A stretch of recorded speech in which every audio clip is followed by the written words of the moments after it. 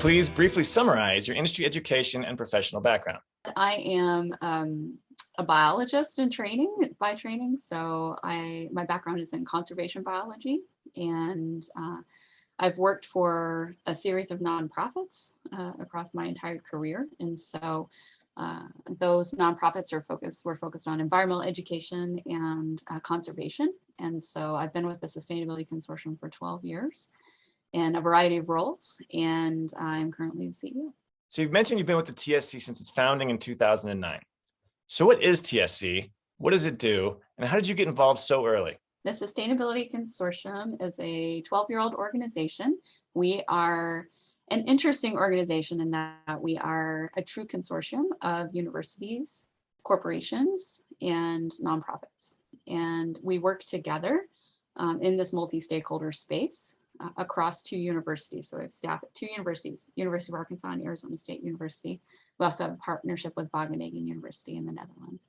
So our staff work with our corporate and NGO and other university stakeholders to develop a science-based platform to be able to measure product sustainability, and so that retailers have a consistent system globally to evaluate and assess their supplier sustainability performance.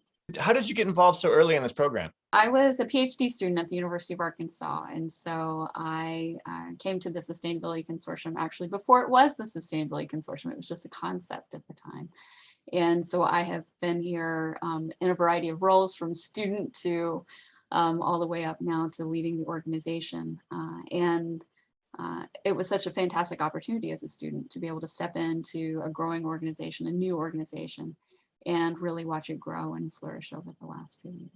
So what is Thesis? And what is your role with that program? Thesis is our main platform. It stands for the Sustainability Insights System.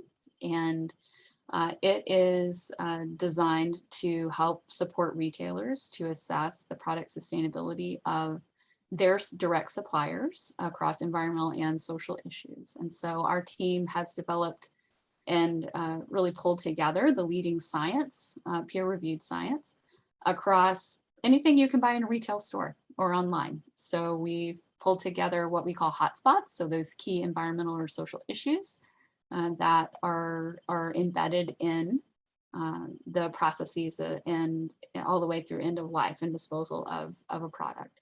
And so we highlight those key hotspots, and we've developed what we call key performance indicators. So really measurements, consistent measurements that retailers use with their suppliers year over year to track improvement in things such as greenhouse gas emissions or water use or labor rights. And so that is the Thesis platform. We have a number of retailers that are using it, including Walmart. We have Sam's Club, Walgreens Boots Alliance, Kroger, Amazon. There are a number of retailers that use our Thesis platform with their suppliers. So how do you personally define sustainability, and what is its role and importance in the world? Sustainability at the Sustainability Consortium is really focused on using resources in a way that does not impact future generations. And so our mission is all products sustainable. And so what that means to us is that as a consumer, when you go to the store, you can be assured that on the shelf is a sustainable product, that you don't have to sort through labels and sort through various claims. We're all busy people. And so being able to go into the store and feel confident that the product that you're purchasing is not impacting the next generations, and that is at its best, adding back to the planet and being a regenerative source for having practices and raw material supply chains that are actually regenerative in their nature, so that it's actually giving back more than it's taking away. That's the ultimate goal. And so we're aiming to get there. We're still quite a ways away. So you've recently been named CEO. So how do you expect TSC to evolve under your leadership? So since I've been here for 12 years now, I have deep knowledge of our content and of our platform. And so under the leadership of my team, really looking to evolve and meet the needs of retailers where they're at today. So since we're 12 years old, we're keeping up with and staying abreast of the changes that are happening in the world. And so right now, companies are really laser focused on a variety of issues, but especially climate change. And so we are looking to evolve and adapt to make sure that our platform is meeting the needs of our retailers. We're also working with a spectrum of retailers. So it's really, meeting people where they're at in their journey. And so there are some very sophisticated companies that have been working on sustainability for years. It's core to their business. There are others that are still just starting. And so really developing tools and resources to meet retailers and suppliers where they're at and help them to jumpstart and really get going quickly and ramped up quickly so that they can get going on their journey to meet the pressing needs that are coming forth in the world related to climate change, as well as other resource and social issues. So what types of change would you like to see in the world beyond TSC, particularly in terms of sustainability?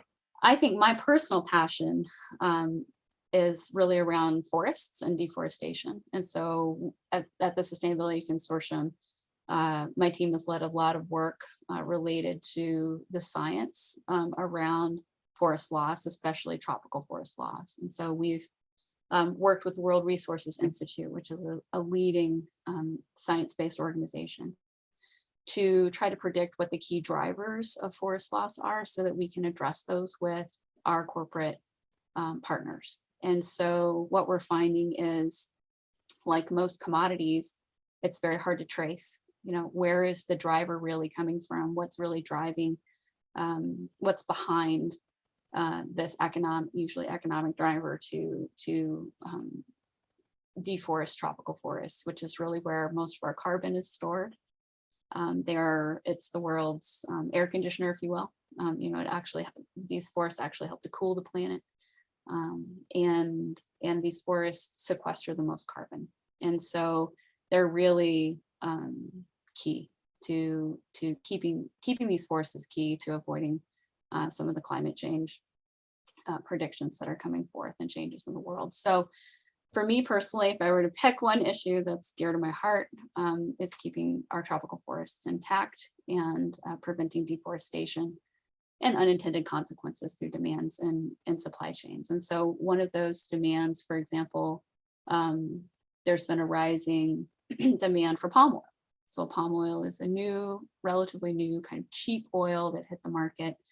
And so products started replacing soybean oil and other types of vegetable oils with palm oil. Well, palm oil is only grown really on two main islands, two main countries, Indonesia and Malaysia.